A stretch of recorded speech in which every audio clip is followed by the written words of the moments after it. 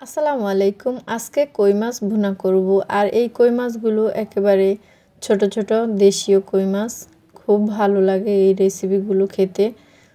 এখন আমি রেসিপিটি তৈরি করার জন্য মাছ ভালোভাবে পরিষ্কার করে ধুয়ে পানি ঝরিয়ে নিয়েছি। এখানে সাথে 2 পিস শোল মাছও দিয়েছি। এখন পরিমাণ মতো লবণ, হলুদের গুঁড়া, মরিচের গুঁড়া দিয়ে ভালোভাবে মাছটা ম্যারিনেট করে রেখে তারপরে কিছুক্ষণ অপেক্ষা করে আমি এখানে চুলায় প্যান বসিয়ে দিয়েছি। দিয়ে তেল ভালোভাবে গরম করে নিব। তেল ভালোভাবে গরম করে আমি মাছ দিয়ে দিব। মাছ দিয়ে তারপরে আমি আস্তে আস্তে ভেজে নিব। এই মাছগুলো খেতে ভীষণ মজার হয়। আর পুরো ভিডিওটা আপনারা দেখলে বুঝতে পারবেন, আপনাদের অনেক বেশি ভালো লাগবে আশা করি। তো আশা করি পুরো ভিডিওটার সাথে থাকবেন। আর ভিডিওটি দেখার সময় একটি লাইক দিয়ে অবশ্যই ভিডিওটি দেখবেন।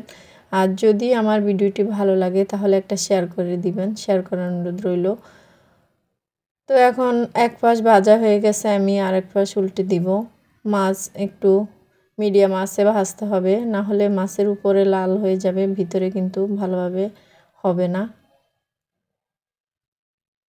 তো এই তো খুব ভালোভাবে লাল লাল করে আমি ভেজে নিয়েছি। এখন আমি এগুলো তুলে একটা সাইডে রেখে দিব।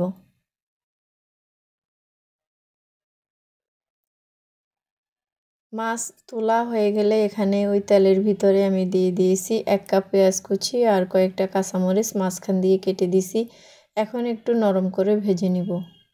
পেঁয়াজগুলো একটু নরম করে ভেজে নিব, খুব ভালোভাবে ভেজে নিতে হবে। দিয়ে দিব এখানে পরিমাণ মতো লবণ। আর এখন দিয়ে দিব একটি টমেটো চিকন করে কেটে দিয়েছি যেন তাড়াতাড়ি সিদ্ধ হয়ে যায়।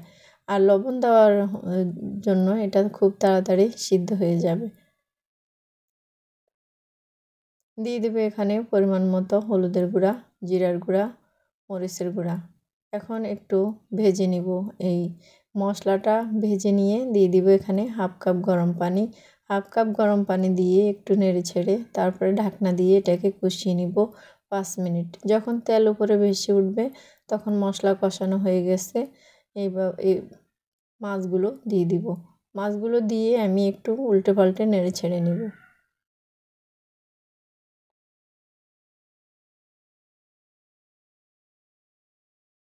একটু উল্টে পাল্টে ভালোভাবে নেড়ে ছেড়ে দিতে হবে মশলার সাথে।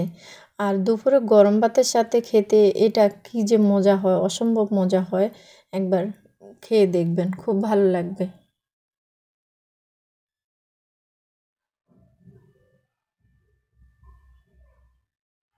এখন আমি এখানে 1/2 কাপ গরম পানি অ্যাড করব যেন গ্রেভিটা আর একটু ঘন হয়। এই জন্য আমি 1/2 কাপ গরম পানি অ্যাড করে এটাকে 5 মিনিট জাল করে নিব ঢাকনা দিয়ে। এখন একটু নেড়েচেড়ে উল্টে পাল্টে ধনেপাতা কুচি দিয়ে নামিয়ে নিব। নামিয়ে পরিবেশন করে নিব। আর এটা দুপুরে গরম ভাতের সাথে খাওয়া হয়েছিল, অনেক বেশি মজার হয়েছে। তো কেমন লাগলো আজকের রেসিপি জানাবেন। যদি একটু ভালো লাগে তাহলে ভিডিওটি শেয়ার করার অনুরোধ রইল। এতক্ষণ সাথে থাকার জন্য সকলকে অসংখ্য ধন্যবাদ। সবাই আমার জন্য দোয়া করবেন। আল্লাহ হাফেজ।